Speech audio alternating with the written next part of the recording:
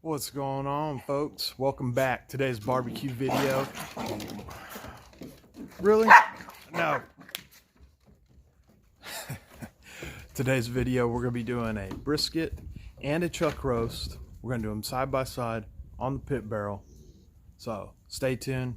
Okay, so like I said, we're going to be doing a trimmed brisket that I picked up from my local grocery store, HEB. And we're also going to be doing a beef chuck roast. Side by side, we're going to hang them on the pit barrel. We're going to see how they turn out.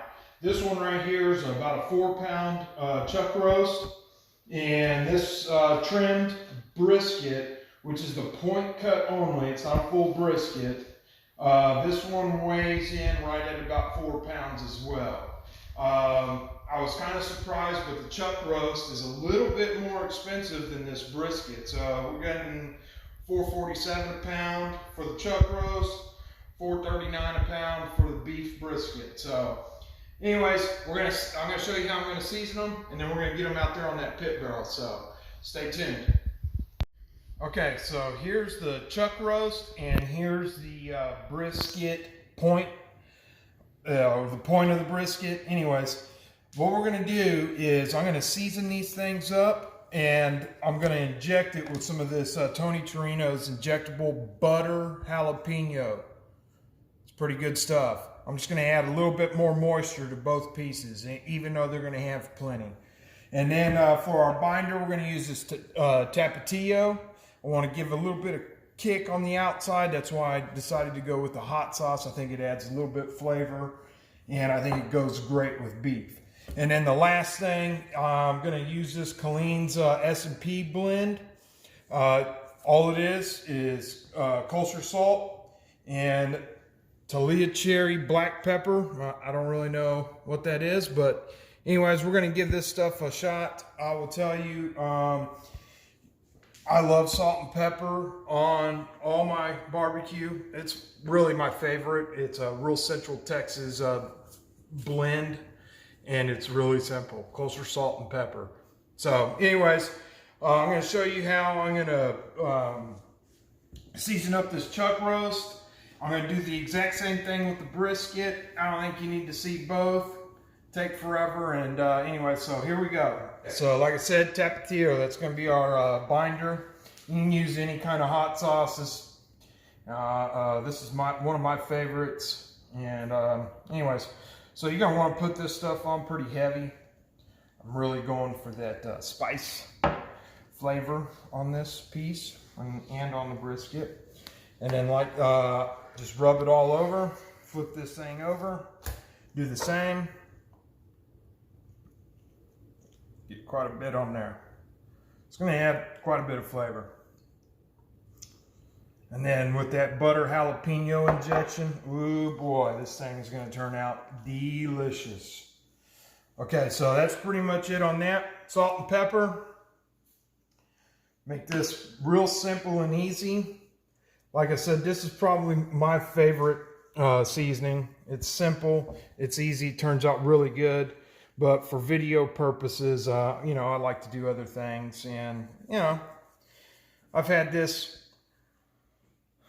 100 million times, so switching it up is a good thing. So I'm going to put quite a bit on there. Let me get these sides a little bit better. Yeah, there we go. Okay, let's flip it over. Get this side good and seasoned up.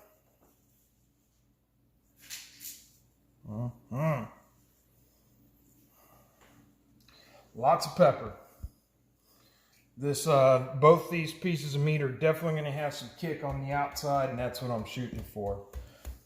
All right, now we're going to inject. Now I got a bowl out so I could dip this back into the bowl and keep that, put that in the refrigerator and save it for next time. If you go straight out of the jar, I wouldn't recommend keeping it.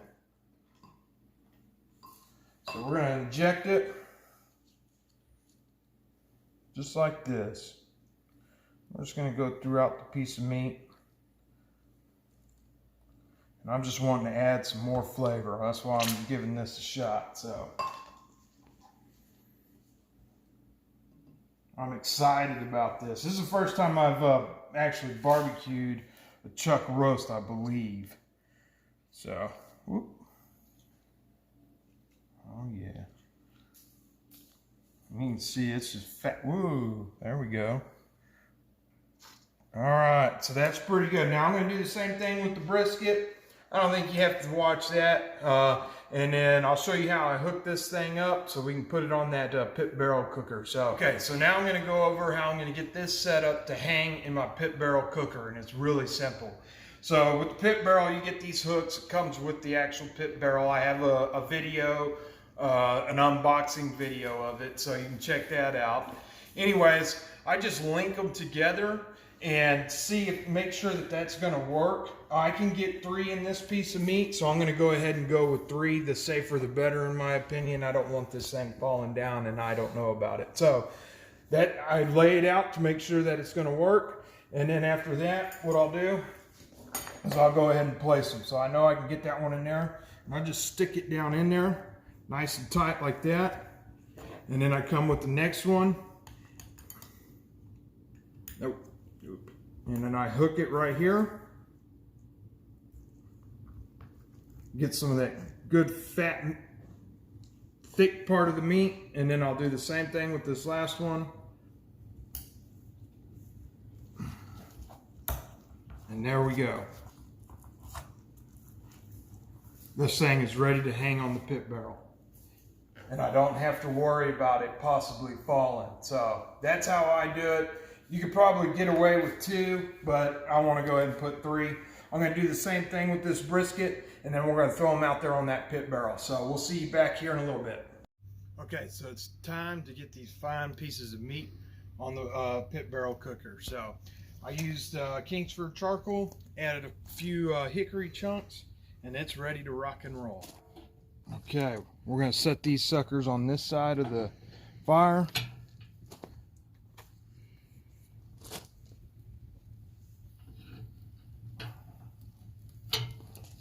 Now on this brisket, I have the thicker end towards the heat source because that's going to take longer to cook. But anyways, we're going to go ahead and shut the lid on this, and we'll check in probably every hour, hour and a half. So one more thing, this is the pit barrel cooker, so it runs a little bit hotter than my offset smoker, and I can't quite control it like I can my offset smoker. So we're just going to check it every hour or so. Hopefully I can keep it at around 300 degrees, which is a little bit hotter than I normally do, but that's all right. So we'll see you back here in a little bit. All right, so we're back. It's been about an hour and 20 minutes, somewhere in there. We're going to take a look at these and see kind of what they look like. So here we go. Look at that chuck roast right there. Man, does that look gorgeous. There's the brisket point, that is. It's looking delicious so far.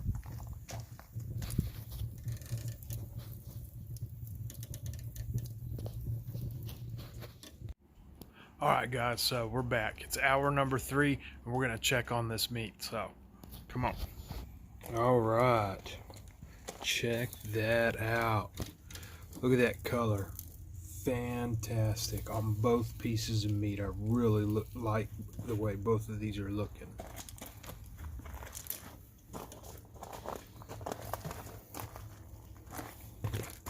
Oh yeah. See, I'll drop this down in here to give us a special.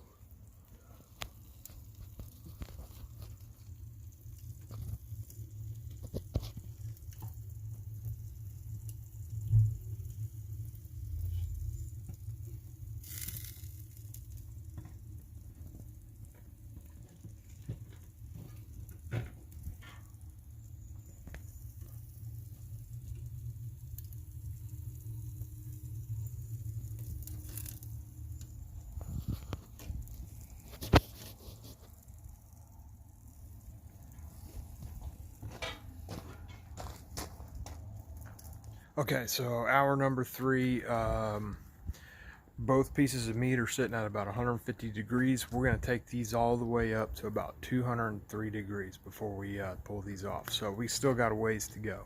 But anyways, I just wanted y'all to be able to see that meat. So, all right, later. Okay, so we're about 6 hours into this barbecue, and it's probably about 9 o'clock right now. Anyways, I wanted to let y'all in and check it out, see what it looks like. Okay, so right now we're at about 177 degrees, 181, so both meats are right in line with each other. All right, fellas, there it is. Check out those pieces. Haven't wrapped them. They've been on there for about 6 hours. Definitely got some good bark forming. Can't really see it, but we'll be back when we take these off and cut them up and give them a taste. Okay, so I don't know how long it's been. I'll tell you that in a minute. All I know is that the brisket is ready to come off. I've got a temperature probe set inside, and it just hit 204. So I'm going to take it off, and the chuck roast isn't far behind. It's about 191, 192. So, anyways, we're taking off the brisket. Take a look at that. It's got a nice bark on it. This thing's going to be tasty. So we'll see y'all back in a little bit.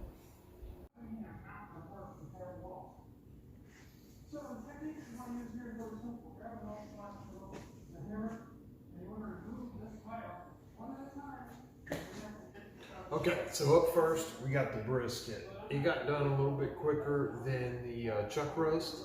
I let this thing rest for about an hour, and now I'm ready to slice this up and give it a taste test. Let's cut this thing in. So this is the brisket. I'm going to cut it about halfway through. This is the point cut. The grain's running this way, so I'm going to cut against the grain. So here we go. I just want to see.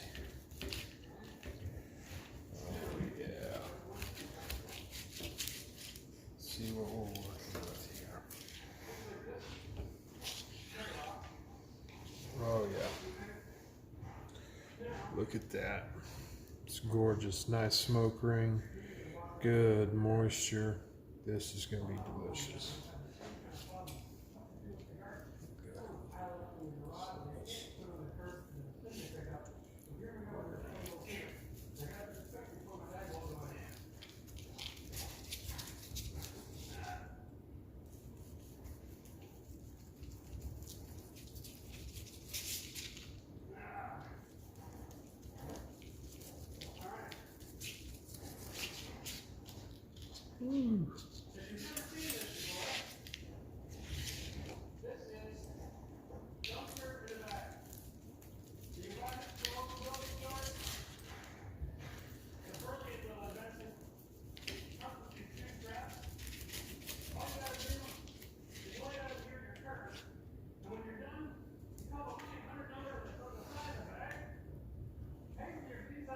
So there you go.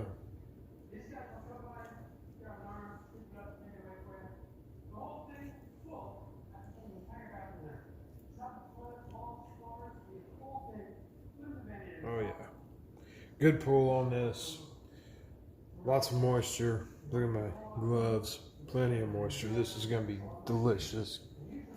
My cat's trying to get up here. Oh yeah. Great moisture. This looks great.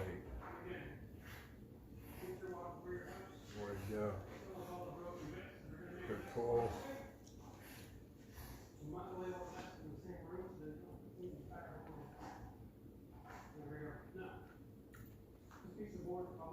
This is excellent. That good smoke flavor, nice thick crust. Really like that crust on there. It's got a little bit of crunch to it. Really makes it taste good. This is just so tasty. Love brisket, especially when it's done right. And don't get me wrong, I've messed up on brisket before, but once you kind of figure it out and get that technique down, it's not really that hard. but it sure is worth it. I love it. Great.